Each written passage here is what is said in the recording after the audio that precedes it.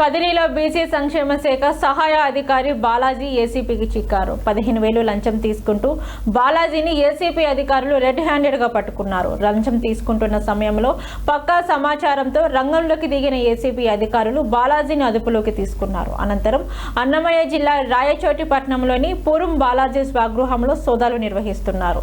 సాయంత్రం 6 గంటల నుంచి ఏసీబీ అధికారులు తనిఖీలు కొనసాగుతున్నాయి. ఇంటి పరిసరాల్లో భద్రతను పెంచి పలు కీలక పత్రాలు, ఆస్తుల వివరాలపై అధికారులు విచారణ చేపట్టినట్లు సమాచారం. ఈ ఘటనతో బీసీ సంక్షేమ శాఖలో కలకలం రేగింది.